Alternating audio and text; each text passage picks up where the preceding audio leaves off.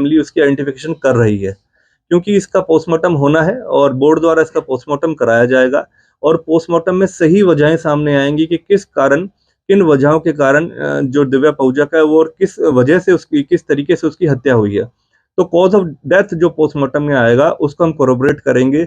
जो अभी तक की बातें सामने आई हैं कि किसी वेपन का इस्तेमाल करके गन शॉट के कारण दिव्या पहुजा की हत्या हुई है, तो कोरोबरेट करेंगे उन सभी एविडेंसेस के माध्यम से। जब पोस्टमार्टम की रिपोर्ट हमारे सामने आ जाएंगी, होपफुली आज या कल के अंदर पोस्टमार्टम भी हो जाएगा। बोर्ड द्वारा उसका पोस्टमार्टम कराया जाना अनिवार्य है और उसी माध्यम से हम इसकी बात की भी और फर्दर पुष्टि करेंगे।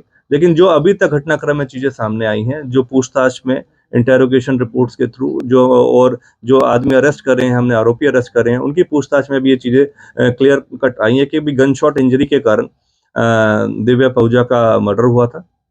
और उसी घटनाक्रम में हमने परवेश को भी अरेस्ट करा है और आज उसी घटनाक्रम में इन्वेस्टिगेशन को आगे बढ़ाते हुए ये भी पता चला कि अन्य और भी इनके पास ऐसे वेपन्स थे और उस वेपन को रिकवर करा गया है और घटनाक्रम में आगे अब कार्रवाई जारी है। और परवेश रोहतक का लूट और आर्म्स एक्ट के संबंध में अन्य अलग अलग जगहों पे केस रजिस्टर्ड है।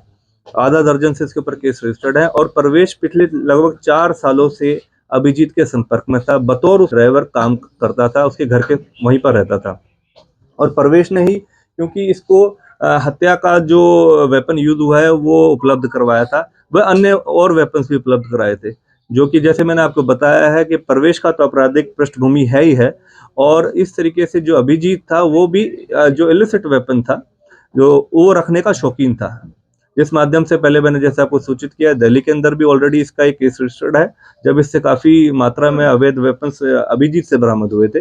दिल्ली के अंदर उसका केस रजिस्टर्ड हुआ था 2021 में।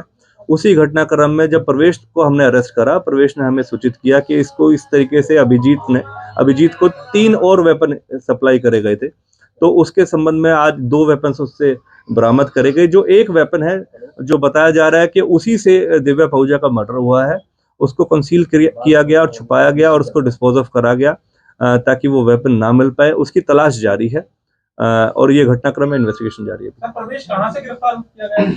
परवेश को रोहतक से पूछताछ के लिए लिया गया था। फर्दर जब पूछताछ के लिए लेके आए और गहनता से पूछताछ करी गई तो उस संबंध में परवेश ने काफ़ी ऐसे संवेदनशील जानकारियां उड़वां पुलिस को बताई, जिसके माध्यम से हमने और गहनता से जब जांच आगे बढ़ाएगी और अभिजीत, क्योंकि ऑलरेडी पुलिस कस्टडी में था, तो उससे जब पूछा गया तो उसने इस बात को एडमिट किया कि कुछ और ऐसे अन्य वेपन हैं जिसको वो बरामद करा सकता है।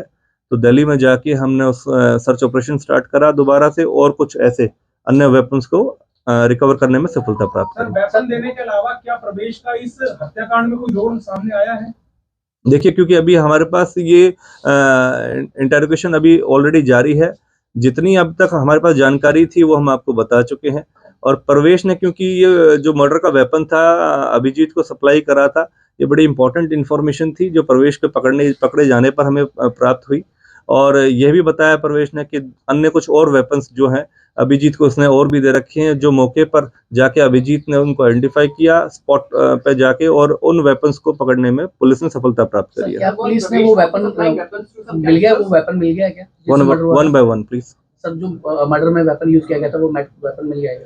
वेपन की अभी तलाश जारी है। काफी ऐसे अन्य मटेरियल एविडेंसेस हैं इस केस से रिलेटेड जिसकी अभी एक्सटेंसिव सर्च अभी जारी है। अभी तक वो वेपन अभी तक बरामद नहीं हो पाया है और हमारी तरफ से पूरी कोशिश है कि वो जो मर्डर में इस्तेमाल किया गया वेपन हम जल्द से जल्द बरामद कर लें। अजय, दिव्या का एक आईफोन था, क्या वो मिल पाया? मैंने बताया जितने भी मटेरियल एविडेंसेस हैं जो इस केस से रिलेटेड हैं उनकी भी सर्च जारी है। एज सुन एज पॉसिबल जो चीजें सामने आएगी क्रमबद्ध तरीके से आपको अपडेट करेंगे। जो बॉडी मिली है उसके पीछे टैटू है, क्या उसी से पहचान की जाएगी या डीएनए भी कराया जाएगा?